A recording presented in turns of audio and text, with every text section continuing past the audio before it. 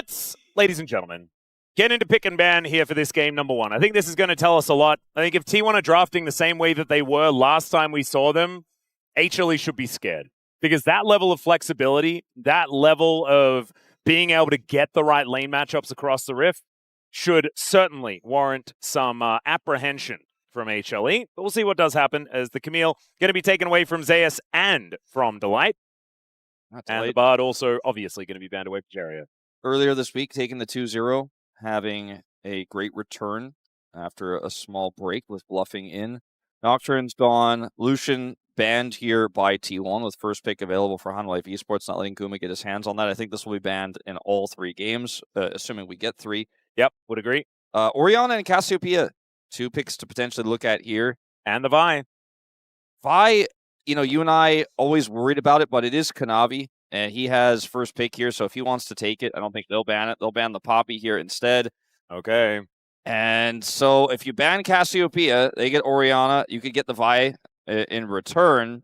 We'll see what they decide to do here. Galio's still available. They decide that it's best to not let Kanavi play Vi, which is, I think, a decision that most people are happy to make. Yep. But this means Zeka probably gets to play Cassiopeia if he prefers it to the Orianna.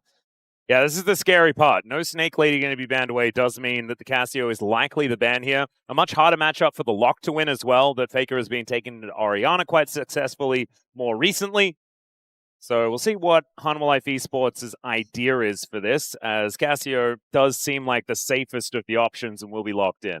Yeah, I think they probably had a brief conversation about how they want to set up a comp around this Cassiopeia. This is going to give over the Ezreal to Peyz, which you know, Peyz best performing AD carry right now. I think probably on most people's minds as those votes are going out by the latest, the end of tonight for MVP. You know, he and Jovi right now are competing for that spot, I would say. Yep. Pretty crazy how you just reminded me that I need to put my votes in. Yeah, me too. I was like, well, we got to vote. I'm like, oh yeah, today's the last day. We got to put it in there. I always wait till the very end of the last day so we have all the information. Yep.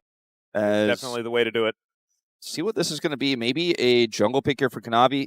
Could go for the Lee Sin since they have the Cassiopeia on their side, and that is what he is looking at.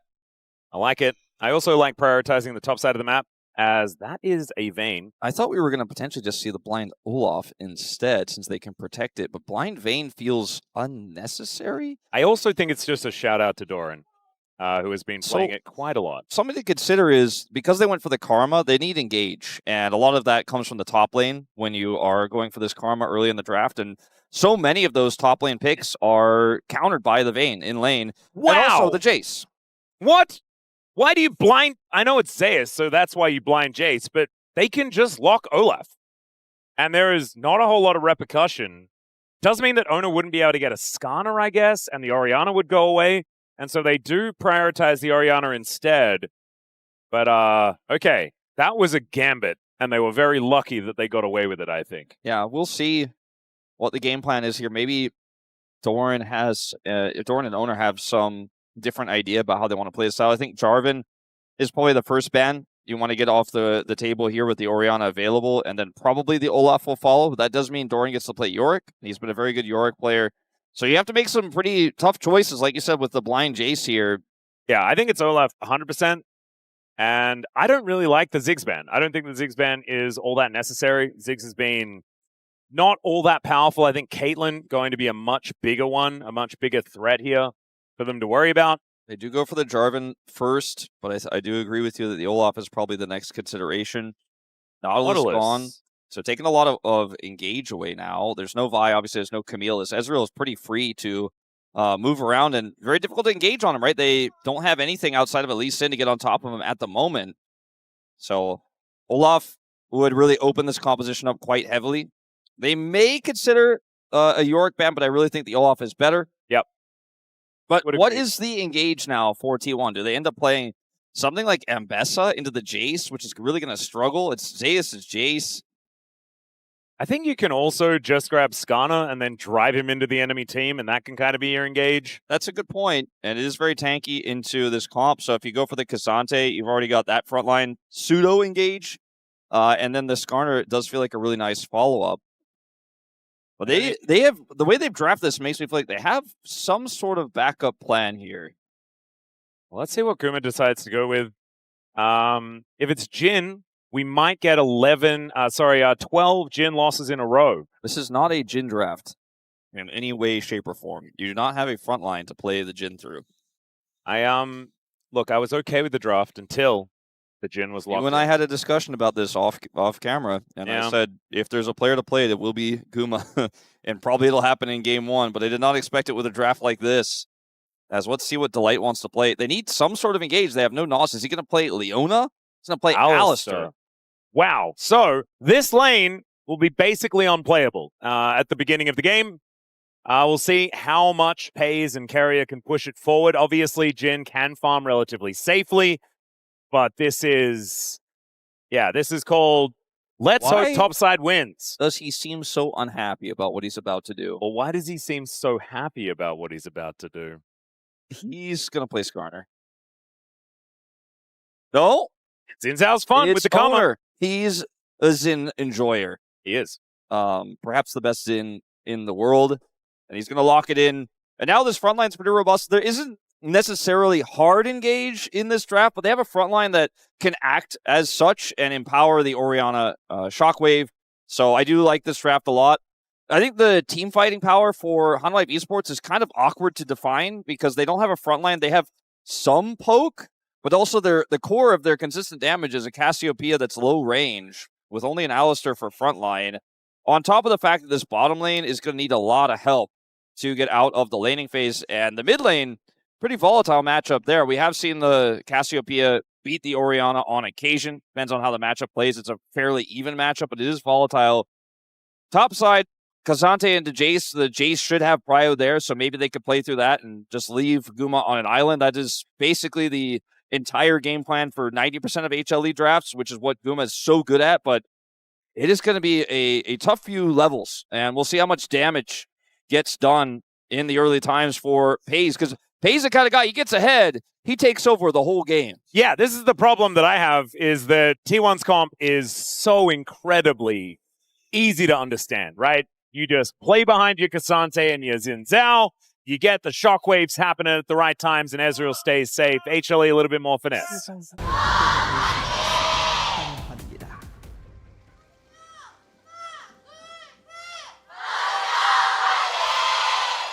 All right, here we are, ladies and gentlemen. Onto the rift for game number 1. T1 versus HLE, the battle for second place. You get out of playing a full series by winning this one. It's actually kind of crazy what's on the line here for both of these teams. Not to mention, if there's a meta shift, you have all that extra time to study it, get more information about your opponents. There's so many reasons why it's important. And I think that even if this was a no-stakes match and there wasn't an Alistar in the game, because he's kind of, I think, going to be stake at this level 1 fight here, I think they would play this matchup incredibly seriously because it's a precursor to what will likely be a best-of-5 at some point between these two as we move into our double elimination playoff bracket. Yep. Something that Zeus has already said publicly is wanting to put their best foot forward, considering the fact that this is very likely to be something that they will repeat moving further into the playoffs. With both these teams as good as they are, if you want to lift trophies, you're going to have to go through them. Yep. To be the best, you got to beat the best. All right, Keria going to get headbutted back. This is obviously just going to be T1 with a whole bunch of control. Right now, Gumayusi and Delight are doing a decent job being able to at least contest the wave somewhat. But that will just change as this game goes on. Faker taking a lot of damage here from Zeka, something that we've seen in this matchup many times. A lot of CS lost there. This is a bunch of those, unfortunately. Kanavi is going to come over here at level 3 to try to fix this lane. There is a ward, though, in the river. Oh, the flash bulb does come out. Now Kanavi makes his way over. Peyz going to get tagged, waits, and then puts down the resonating strike, and that means that the flash and the exhaust have to be expended. Yeah, very expensive here for T1 to survive this play, but they do survive it nonetheless. And Summoner spells being down here for Peyz won't mean much unless Kanavi comes back. So I think that this is still overall a win here for T1 because Peyz survives. They get to retain control of that lane. Delight now doesn't have flash. Does have Hex Flash, of course, but he only gets to make that flash play happen once in the 2v2. He's done that now. They didn't secure the kill, and Guma is just going to have to weather the storm now. Well, we'll see how well he's going to be able to do it, as we already have Peyz going for a bit of a recall, wants to start stacking up that tier, I would assume. As Doran taking way too much damage. The flash from Zeus, and he just picks up the solo first blood. Oh dear, I have a feeling that Zeus has decided to get that DNA test, and it came back negative for Doran. No! Oh, it's too early, but in this early game, certainly looking much better. I remember the last time Doran beat Zeus on Father's Day. I tweeted about it, but I was not the first and not the last. It was Certainly not. A lot of fun on that one. As Faker will recover in this lane, but lost a lot of farm, as mentioned before. So here for Zeus, as soon as he is able to activate his W in range form here, watch this. Comes back and cooldown, he's like, I flash and I kill him. And Doran thinks he's not gonna flash for it, so he just walks away. If Doran flashes, reaction. Yeah, if Doran flashes first, then he can't make that play, obviously, but then Doran would be down flash, so and Doran it's also he has to flash early preemptively, right? Yes. Because a flash auto is so hard to flash away from. Yeah. Especially in gun form, right?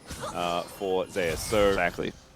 Really nicely played by Zeus there, but Doran really needed to respect the lethal that was being presented. Now Doran does have flash advantage and is in. Oh, nice flash there from Oner. Zeus is extremely dead. So it comes at a cost. Yep. You know, you use your flash for that play, you don't have it to escape the gank. And he came in at an angle that I guess Zeus just did not expect. He had the ward in the river, a ward in that topside brush, but obviously wasn't able to see the Jhin just walk through lane and get on top of him. I mentioned earlier the fact that Peyz is down summoners is very meaningless right now, so he's still going to win this lane. Unless, like I said, Kanavi comes back for a second pass, but Delight doesn't have the flash to engage, so Kanavi will have to show first. Yeah, not having this Tri-Brush vision is quite difficult. And Delight gets on over there, looks to set up something that he can find. Kanavi just going to go back home, though. And as it stands, it's not exactly a gigantic lead for Peyz or anything like that towards that bottom side. The Doran comes over here at this timing where the wave is pushed up. They don't have vision of Oner, of course, at all. And he flashes to extend the wind, becomes lightning to get on top of this Jayce. He picks up the kill. And Zeus finds himself now 1-1 after what was such a great start with his initial flash play. Yeah, still going to be ahead in the lane because Oner did pick up the kill, but T1 overall going to be feeling a whole lot better here in this game. And I think as far as T1 are concerned, they probably just want to weather the storm, right? This is about getting yourself to these team fights later on in the game where your composition is going to be able to thrive. Oner can be extremely powerful in this game. He's got Command Protect, he's got Inspire, like shields are going to be coming out of everywhere, and he will be able to deliver the Orb of Death to HLE. They get themselves in an even game state at any point. Is Gumayusi now going to be taken for a walk here? Slowed down, snared.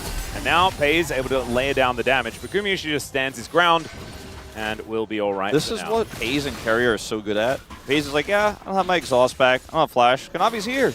But guess what? If you guys want to extend the play, Oner's going to come down.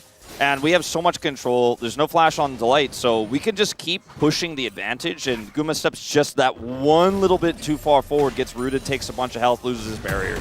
And that's the kind of pressure you want to be looking for in this Karma Ezreal lane, because you know there's a big cost to picking this up. You need to win early, and that is exactly what they are doing. By the way, Peyz close to on this next wave, hitting level 6. So Guma is without mana. I think definitely wants to back now. Doesn't have his barrier anymore. And we'll need to respect this really hard push. Yeah, this should be a big advantage being built by T1 towards the bottom side. But Kanavi going to get over towards this dragon. Look to take that one down first. Faker backed, so he's not going to be able to come over here and challenge for prio. So that is a really nice timing he finds here, despite the fact that his bottom lane isn't even here. He's still going to be able to get this dragon through the Cassiopeia power. So a huge win for Kanavi here, actually, in what was an otherwise tough bottom lane. You don't get to see this too often, but with the control that Zeka has right now, he can definitely make the push happen. Yep, level 6 is for both of our junglers, though, as Oner picks his up on the Grump. And that dragon is going to give it over to Kanavi as Faker straight back to the lane, straight back to half health, as Zeka is pretty scary, especially now with his Catalyst completed. Doran just continuing to take too much damage here from Zeus. This guy's case is still very good, Wolf. That's what I'm discovering here. This is obviously very new information. Yeah. Zeus, Jayce good. It's just a reminder for those who might not have been aware of it. Yep. Still, Gasante will be able to get this lane and be relevant later on. Can even turn this matchup around with a little bit of help, as we saw earlier from Oner.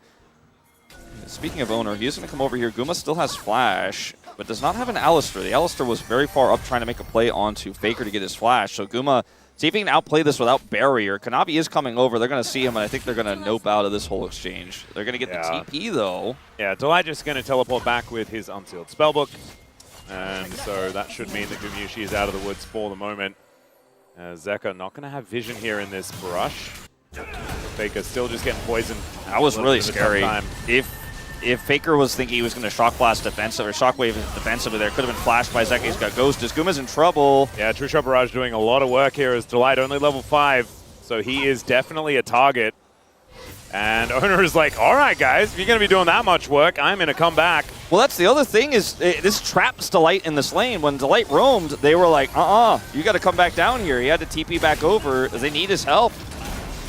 Oh dear, Pathmaker does come out once again. The all-out here from Doran, looking to try and rip Zeus apart. The flash and the return solo kill, never mind. We're going to need to see that paperwork again. Just like I said before, you know, this matchup can turn. If you make a mistake, you will get punished, and that is exactly what Doran looked for there. Had the follow flash, almost was able to take Zeus out without it.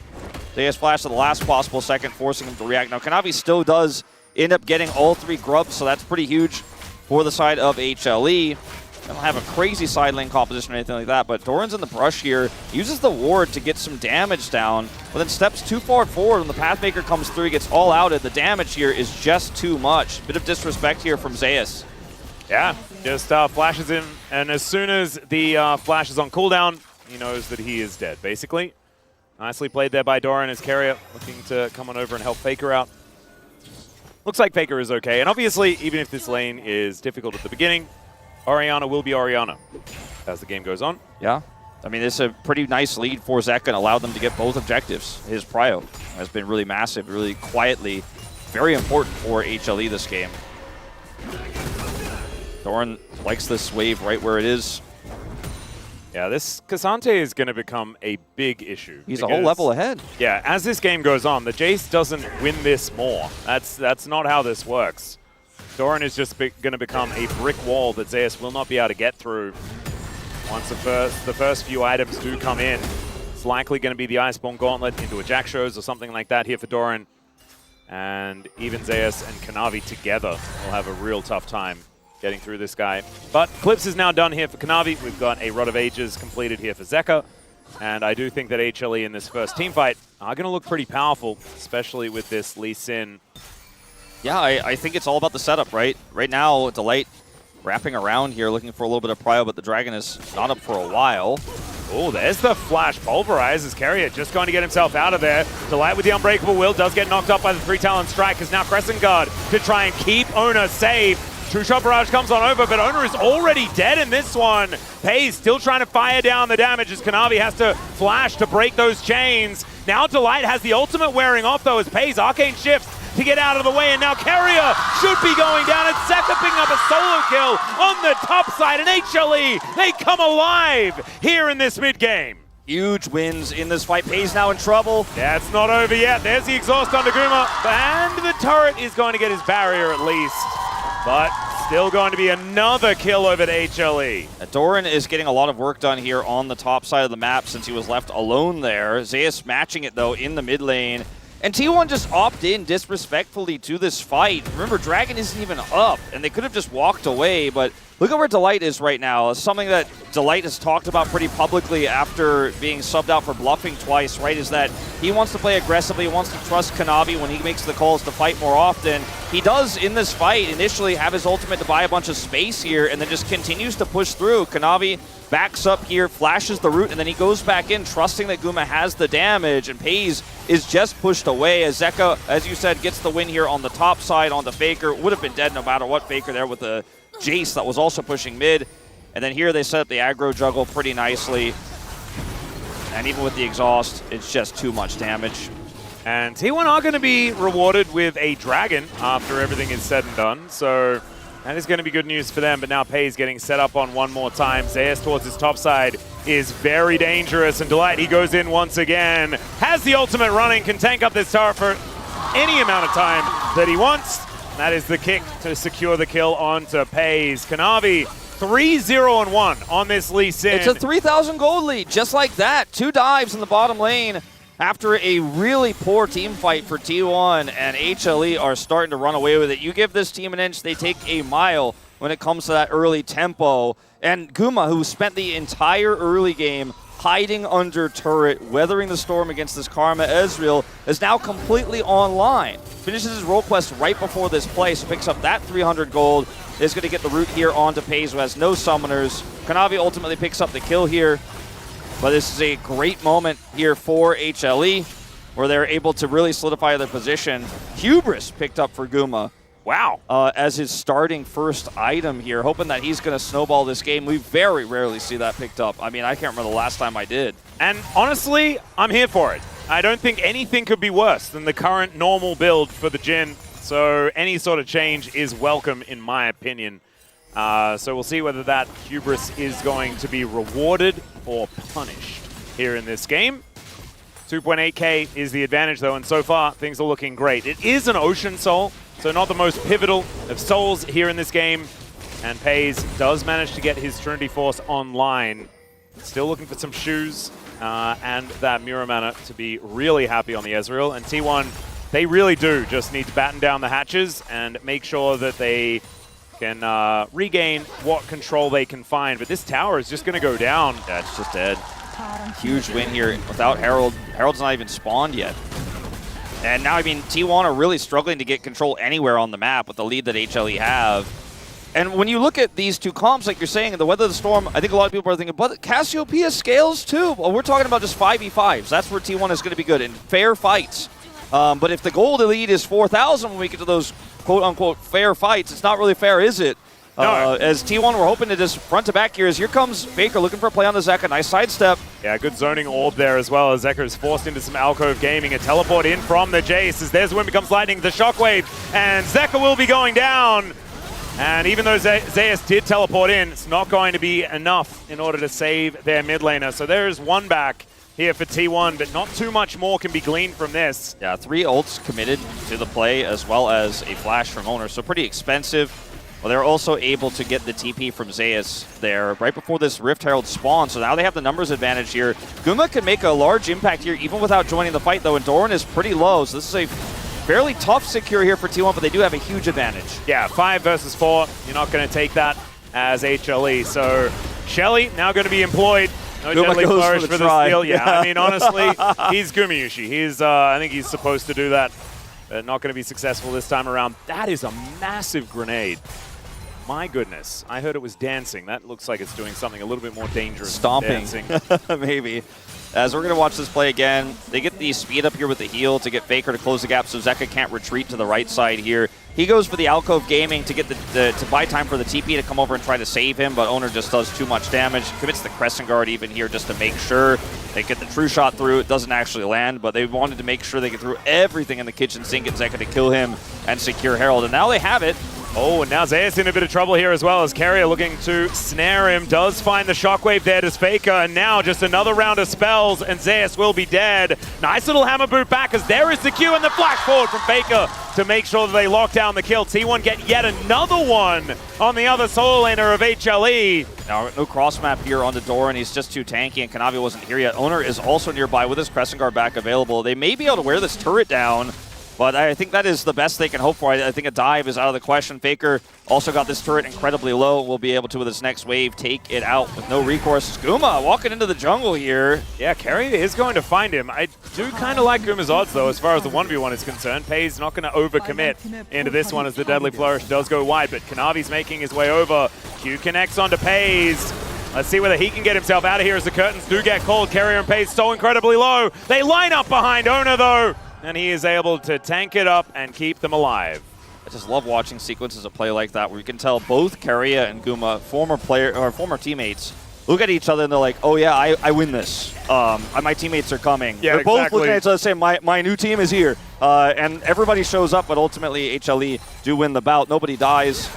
But just both teams so quick to rotate over and save those who are in a pretty ambiguous fight there. Guma's ult is down now. Peyz gets his back up right before this dragon fight, so T1 in a somewhat advantageous position because of that. Kick also gone here for Kanavi, and they lose Prio. Yep, I feel like Oner just feels very strong right now. You can see he's playing well and truly on the front foot. has that level 2 on that Crescent Guard as well and has a backup and available once again. Everyone with their ultimates. No kick, though, for HLE, and no curtain call for Gumayusi. Slight advantage here, you could say, for T1, even though they are still 2,000 gold behind, as Kanavi getting whittled down. True Shot Barrage flies through, and HLE, they do have some poke options, but T1 are winning the poke war right now. Delight and Kanavi both sitting at 50% health as Shelly is going to get employed. And it's Doran that decides to drive her in. There's the shockwave, connects onto Guma, Shelly knocks him up, and down goes the AD carry. And can they actually get enough of a siege onto this turret, or can they just fall back and take double dragon? I think they're going to look for the second dragon of the game here, and Guma just unfortunately not able to flash on the play there. They were waiting, I mean, the whole time before they look for that shockwave play, they're just constantly moving the ball forward, so it's hard for HLE to close the gap.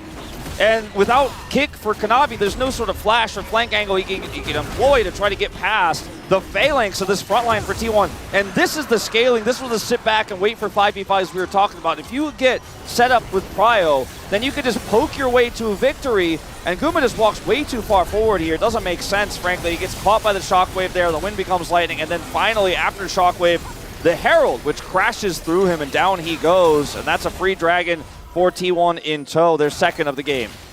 And I think HLE, they really do need to hard commit way earlier than that, right? And start using all of this displacement that they have available to themselves. Headbutt, massive. You've even got the hammer on Zeus as well to move people around. They can get picks pretty comfortably utilizing that. The kick being available would obviously be a huge benefit to them, but I think HLE just need to be proactive with the way that they play. And we know that's exactly how this team wants to play things out, but we needed to see it a little bit more there, because otherwise, Peyz just throws Mystic shots, and there just doesn't seem to be much of a recourse. Honestly, I kind of feel like HLE, after that skirmish where Kanavi lost his kick and with the setup T1 had, they really just were up a creek without a paddle. There wasn't much they could do there, and they kind of tried to do it anyways slowly and lost a bunch of health, and then Guma dies as here's proactivity. All right. They do manage to at least snare the cow, but Keria just puts his flash on cooldown without too much of a response. Zeka not going to be able to break that crystalline overgrowth. In goes HLE. Kanavi looking for a bit of an angle as they get on top of Oner. There's a good knock-up onto the cow, but the Unbreakable Will is going to be there. And Kanavi does at least get on top of him. Doesn't actually Doran flanked, though. The kick. And now Doran, looking to make his way in. Oner is completely out of this fight, though. This is a real difficult one, as now Doran doesn't get the Pathmaker forward.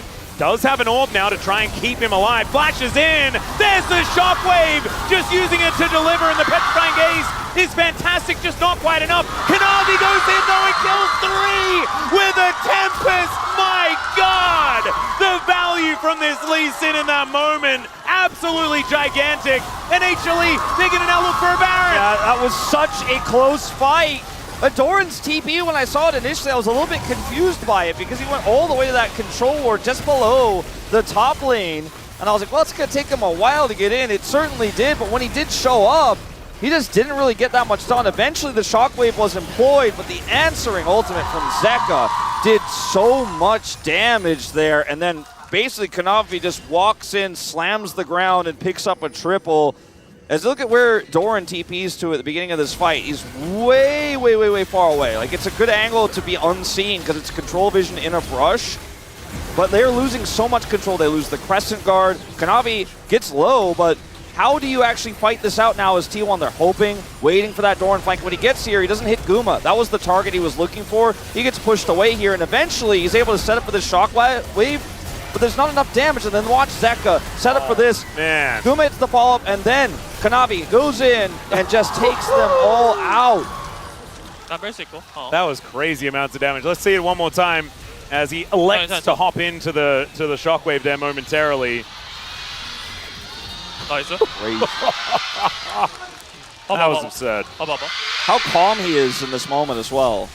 And now they have the Baron up and available, only Zeka without it because he died in that last fight. And this is a huge lead now, only to be extended. It is an early Baron, so it may not necessarily get them that much value, but certainly good signs for the future. And I want to go back to the discussion we were having, right? That's the type of fight that HLE need in order for things to go well, right? The chaos that you can play around, the ability to just turn on a dime in any of these moments. And they find it there. If Doran's flank was successful and he was able to catch Guma and they could burst Guma down, I feel like it could have worked, right? The way that T1 wanted to play that, but because it did not, sure they got the shockwave, but speaking of, oof. A bit of a hula hoop there for Faker, unfortunately. Hula hoop worn by no one. Bush was wearing the hula hoop, I guess. Yeah, there we go. Ocean Soul Bush. He will have that one up and available once again relatively soon. Has a couple of items already completed. Speaking of a couple of items, there's the upgrade for the Muramana Peyz. I mean, and immediately the Manamune. Is such a strong Jhin. Like, the fact that you're looking at a 1,000 gold lead here after the triple and 6 kills on the Lee Sin is something that if it was just him, you'd be like, but it's a Lee Sin? I don't know if that matters. It kind of matters in this game with this draft, but also there are 2 other problems. The extremely fed Jayce, and here comes the light. Oh dear, yeah, Faker is in a lot of trouble. No shockwave, no chance, and now Oner has to use the Crescent Guard to avoid dying to the Curtain Call. Gumayusi will be able to get rid of this inner turret now. True Shot Barrage does a little bit of damage, but Zeus is getting rid of inner turrets elsewhere on the map as well. 30 seconds until Faker is even back up and available. And T1 need to try and keep their base standing. Kanavi and Delight, the kill squad, moving over towards this mid lane, and Keria is going to get caught out, obliterated with all this damage. And in goes Zeus, dives on top of Doran. Once again doing a lot of damage here as well. The poison still ticking down, and Peyz, you're not going to be able to defend this one, buddy. HLE going to be able to take the inhibitor. And this snowball is well and truly a-rolling. Yeah, I don't know if there's much coming back in this one here for T1 now. True Shot Barrage is about to be up, but even if he hit all 5 of them, I think they'd still just laugh and then do Dragon. It is up right now, and will be the second. We'll put us at 2-2. Moving past that fight. Looks like Kanavi backed early, grabs his GA, so he's not on this one just yet, so it won't go over instantly. But look at how much control they have. I mean, HLE want to end the game right now. They're almost able to. End up just bursting down this Orianna. And then Keria, he's got his flashback here, but he's just moving really far forward, trying to impact this play. He wants to defend. See, the True Shot Barrage is pretty weak, and he goes in on the Zeus. And watch the follow-up here. Gets rooted by Guma. That's it. Yep. Done. He has, just nothing he can do there. He's super squishy. And T1 are really falling apart at the seams here. And this is what Hanwha does. This is what Hanwha has done all year. Is you look at a draft, you look at the situation, and you're like, I don't know if this really works. Does this even really make sense? And Hanwha Life eSports just fight their way to make it make sense every time. They are the team that will scrap every time, will outplay you, run circles around you in those early team fights, pick up a huge lead, and say, who cares about your scaling? Who cares about your robust front line? Your Ezreal poke, it's not going to matter. We're just going to run you down. We're going to be so far ahead. It doesn't matter what we're playing. Yeah, and it looks fantastic when they do it as well. I'll tell you what, though, I'm very impressed by Gumayusi and Delight and how they played out the lane. Obviously, they got Kanavi to come down a couple of times, but this was one of these games where it could have just fallen apart very early if Peyz and Keria kind of took over, and they've been known to do so. As Kanavi gets pulled back by a shockwave, the kick to get Oner away, though. That is going to disengage the play. Pretty good trade here. Yeah, Delight's teleported in. As they got the flash out of Kanavi, they got the kick out just for the Orianna shockwave. See if they can turn into a follow-up here, as the mid lane is starting to knock on the door here for T1, so there's a bit of a timer on how much they can actually try to be aggressive here. Yeah, 45 seconds until the Baron. That's why HLE are lurking around this area of the map. T1 looking like they still have a bit of fight left in them, but this game is going to be so difficult to come back from. And they still have a really good team fight comp, but the fact that Kanavi is going to have his kick back up here, has GA, so you have to kill him twice, that's a problem in itself. Trying to catch Guma, they almost got him with that crazy Doran flank, but he's just so long range that he doesn't care. As they're looking for Zeus. Yeah, speaking of Doran flanks, there's another shockwave to connect onto Zeus, and he is just dead. And Doran had made his way in, but wasn't even required in that play. And because he TP'd to try to escape and gets shockwaved, he doesn't have TP to rejoin. So this Baron attempt here is just dead in the water now for HLE. They're not going to be able to start this one up. Oh dear, unless Faker is taken down. There's Miasma going, and Zeka is just going to chase him down. Great kick, and the immediate punish as Faker is taken out just after Zeus. So a 4v4, it just doesn't feel even now. Yeah, that was wild. Oh, another Q going to connect here from Kanavi as Keria speeds himself up, doesn't find that Sonic Wave, is now Peyz looking for some damage, but honestly, this Ezreal is being pretty muted. in this mid to late game so far. I mean, Needs to be able to find more damage. Baker dying there, just took all the way to the sails. Flash of a pole from Delight. Crescent Guard is fantastic though to break this one off, but Peyz is still just dead. No options there at all, and Oner is just going to get turned into mincemeat. Doran trying to pick a target, but Zeka is just going to run circles around this Cassante. Zeus turns up, brings the hammer down, and I think, ladies and gentlemen, that was the end of the game. It is. In a sub 30-minute game, HLE are going to take a dominant Game 1 here. There was a bit of a save on the play from Doran there, but Baker just walks into a jungle with no vision and gets blown up, and the game is completely over now. Yeah, Keria taking a lot of damage. Gumayusi doesn't find the Deadly Flourish, but he will find the Nexus turrets, and he will save Jhin from a 12-in-a-row loss streak. It stops at 11, ladies and gentlemen, as HLE do take Game 1. If there's any player in the LCK to draft Jhin with an Alistar beside him, playing into Ezreal Karma, and walk out of the lane making a huge impact.